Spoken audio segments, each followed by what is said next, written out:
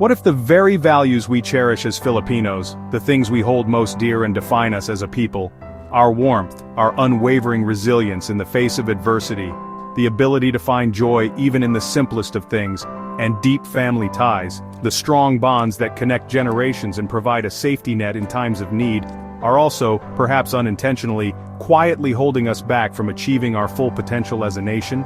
We're celebrated the world over for our indomitable spirit, our infectious optimism, yet millions of our kababayans still struggle daily to meet their basic needs, trapped in a cycle of poverty.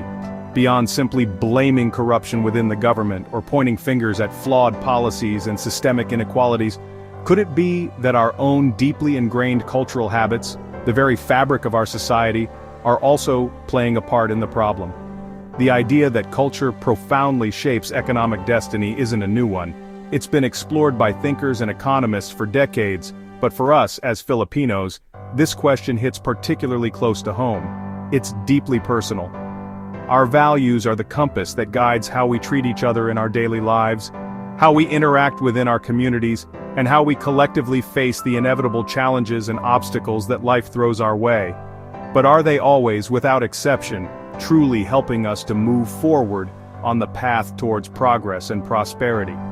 If we genuinely desire a brighter, more equitable future for all Filipinos, then we must be willing to ask ourselves some tough, uncomfortable questions, to engage in honest self-reflection, even about the things we hold most sacred and inviolable, the very cornerstones of our identity.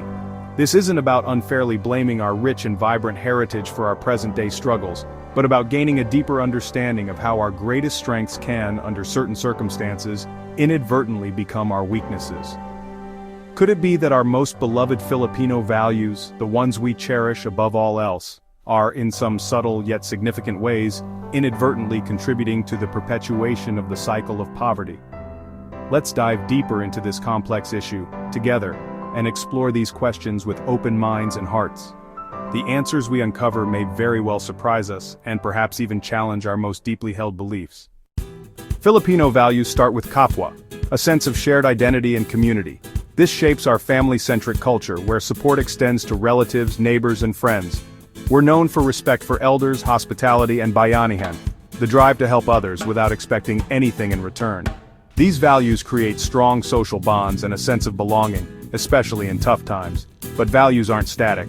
What worked in the past may not fit today's fast-changing world. Sometimes the very traits that unite us can also hold us back. When does a virtue become a vice? That's the question we need to ask. Our strong family ties offer support but can also create dependency. Sometimes ambition is sacrificed for obligation. Talented youth stay home instead of pursuing bigger opportunities.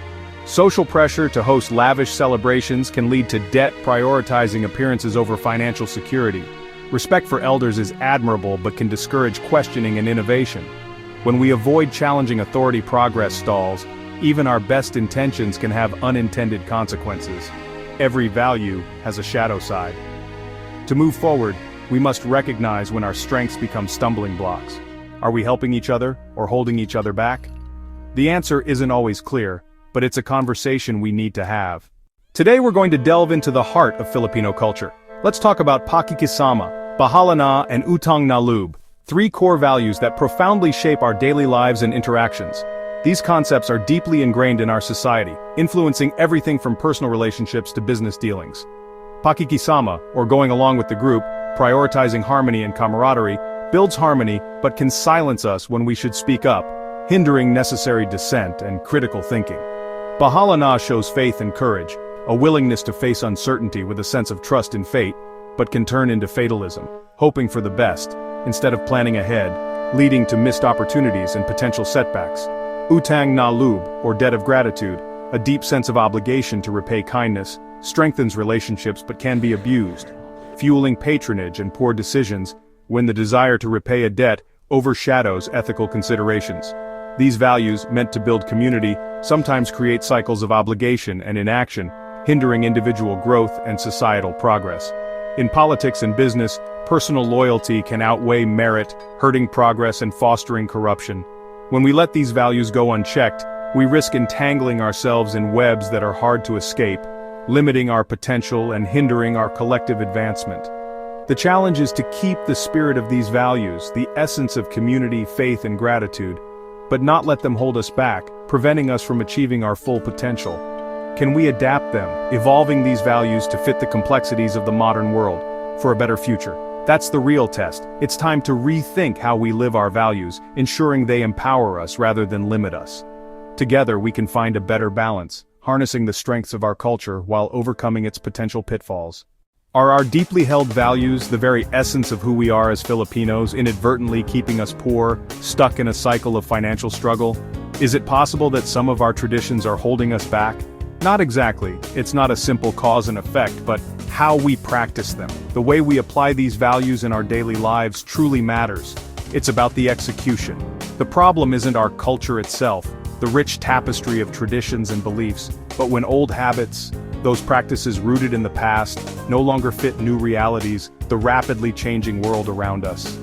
We don't need to abandon our values entirely, throwing away what makes us unique, just update how we live them, adapt them to the modern context.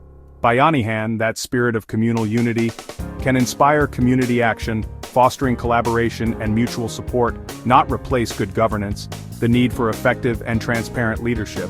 Family loyalty can support, providing a safety net and emotional security, not enable dependency, hindering individual growth and self-reliance. Let's pay Utang na Loob forward, extending gratitude by helping others, and turn Bahala na into action, embracing a proactive mindset, not resignation, giving up in the face of challenges. Young Filipinos are already redefining, shaping a new identity, what it means to be Filipino, embracing their heritage with pride, blending tradition with progress, creating a unique and dynamic identity.